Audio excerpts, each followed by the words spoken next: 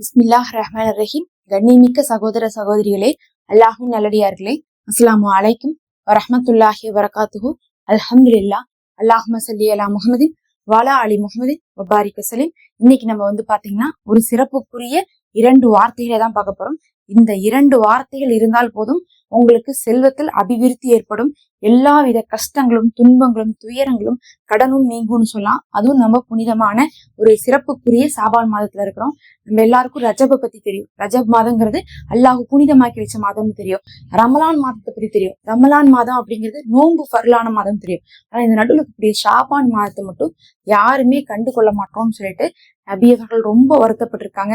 பல ஹதீஸ்கள்ல அதற்கான ஆதாரம் இருக்கு. அதனால இந்த ஷாபான் மாதத்தை கண்டு கொள்ளாம விடாதீங்க. அப்ப எப்படி கண்டு கொள்வதுன்னு பாத்தீங்கன்னா, தினமும் ஒரு சிறப்பான அமல்களை செய்துவாங்க.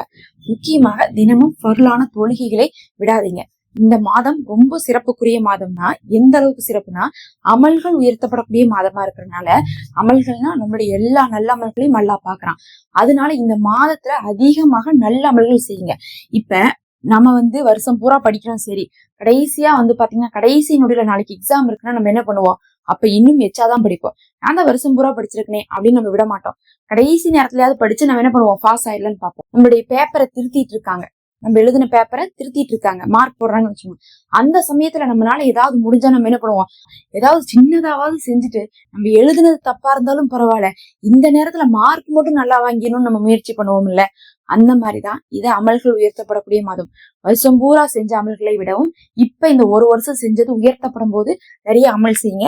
அப்ப அல்லாஹ் பார்ப்பான், சரி வருஷம் பூரா தப்புதான் செஞ்சிருக்கான், இருந்தாலும் இப்ப நல்லா செய்யறான்ல, அப்ப இனிமேல் இவன் செய்வான், இப்ப நல்லா செய்யறான் அப்படிங்கறதுனாலே நம்ம என்ன பண்ணலாம்? இனிமேல் இவனை நல்லா செய்வான்னு சொல்லிட்டு இவனை விட்டுறலாம். இவனை பாவத்துடைய கணக்குல எழுத வேணாம்னு சொல்லிட்டு அல்லாஹ் பார்ப்பான். அதே மாதிரி அல்லாஹ் என்ன பண்றான்? இப்ப அதை கண்காணிச்சுட்டு இருக்கும்போது கடைசி நேரத்துல ஏதாவது முடிஞ்சா, நான் வருஷம் பூரா தப்பு தான் பண்ணிட்டேன், இப்ப நான் இதை மட்டும் செஞ்சுக்கிறேன், இதை பார்த்தானாவே என்ன பண்ணிடு, எனக்கு அந்த தப்பு எல்லாத்தையும் நீ கழிச்சு விட்டுருவேன்னு சொல்லிட்டு நம்ம கடைசி நேரத்துல ஏதாவது ஒரு ஐஸ் வைக்கிற மாதிரியான ஒரு காரியமாவது பண்ணுவோம்ல, கடைசின்னு இருக்கிற சான்ஸ், அதுதான் இந்த ஷாபான் மாதம்.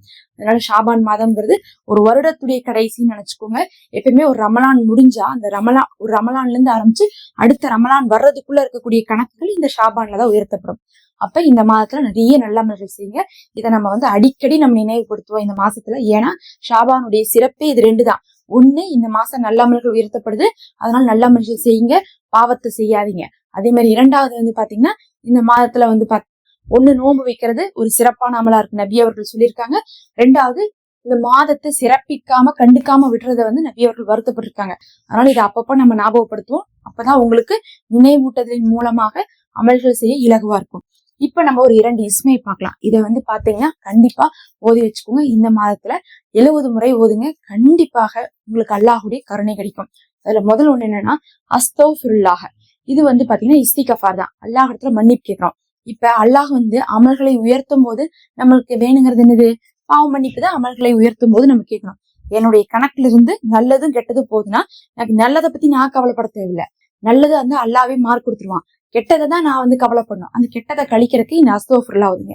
2வது பாத்தீங்கன்னா ரஹ்மானுல்லா. அப்படின்னா என்னன்னா, என்னுடைய அல்லாஹ் மிக கிருபை உள்ளவன் அர்த்தம். இல்லாட்ட நம்ம என்ன சொல்றோம்? அல்லாஹ் கணக்கு பார்த்துட்டு இருக்கான். கணக்கு பார்க்கும்போது அல்லாஹ் நீ என்னுடைய ரப்பு, நீ ரொம்ப கிருபையானவன் அப்படின்னு நம்ம சொல்றோம். அப்படி சொன்னோம்னுமே என்னுடைய அடியான் என்னை கிருபையானவன்னு சொல்றான். அவனுக்கு நான் என்ன பண்ணக்கூடாது?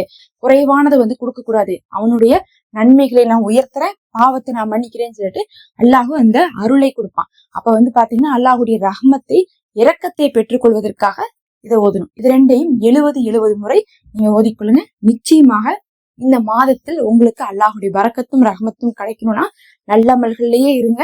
அதிகமாக நபி அவர்கள் நோன்பு வச்சிருக்கக்கூடிய மாதமா இருக்கனால நோன்பு வைங்க. பாவ மன்னிப்பு கேட்டு பாவத்தை விட்டு விலகி இருங்க. அப்பதான் உங்களுக்கு அடுத்து வரக்கூடிய ரமலானும் சிறப்பாக அமையும்.